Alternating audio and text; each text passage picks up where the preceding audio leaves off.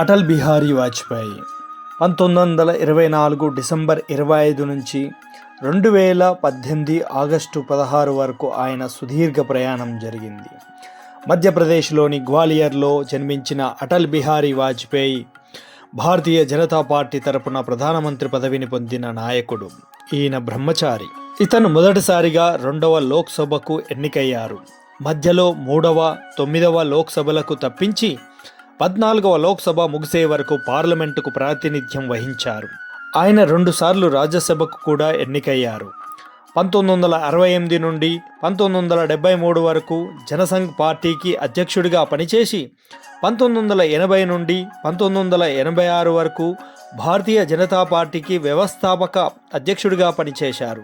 1996లో తొలిసారిగా ప్రధానమంత్రి పదవి యోగం లభించినా అది 13 రోజులకే పరిమితమైంది. 1998లో రెండో పర్యాయం ప్రధానమంత్రి పదవి పొంది 13 మాసాలు పాలించారు. 1999లో 13వ లోక్సభ ఎన్నికల అనంతరం మరోసారి ప్రధానమంత్రి పదవి చేపట్టి 2004 వరకు పదవిలో ఉన్నారు. అలుపెరగని ఈ రాజకీయ నాయకుడికి 1994లో ఉత్తమ పార్లమెంటేరియన్ అవార్డు లభించింది. మొదటి కాంగ్రెసేతర ప్రభుత్వమైన మొరార్జీ దేశాయ్ మంత్రివర్గంలో విదేశీ వ్యవహారాల శాఖను నిర్వహించారు. అనారోగ్య కారణాల వల్ల క్రియాశీల రాజకీయాల నుండి తప్పుకున్నారు. ఆయన దేశానికి చేసిన విశేష సేవలకు గాను భారత ప్రభుత్వం మార్చి 12, 2015లో భారతరత్న పురస్కారాన్ని ప్రకటించింది.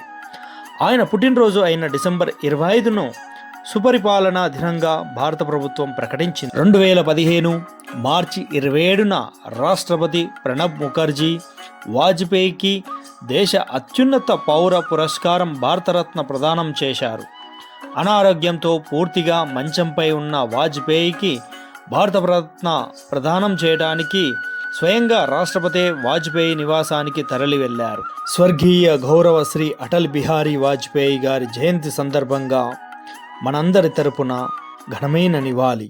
ఆంధ్రప్రదేశ్ ప్రజా రాజధానిగా రూపుదిద్దుకుంటున్న అమరావతిలో బీజేపీ దిగ్గజ దివంగత నేత మాజీ ప్రధానమంత్రి అటల్ బిహారీ వాజ్పేయి గారి కాంస్య విగ్రహాన్ని ఈ నెల 25 వెంకటపాలెంలో అధికారికంగా ఆవిష్కరించనున్నారు.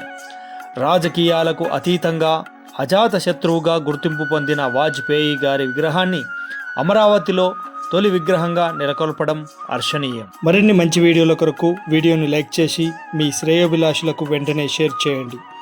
మా ఛానల్ని కనుక సబ్స్క్రైబ్ చేసుకోకపోతే వెంటనే సబ్స్క్రైబ్ చేసుకోండి.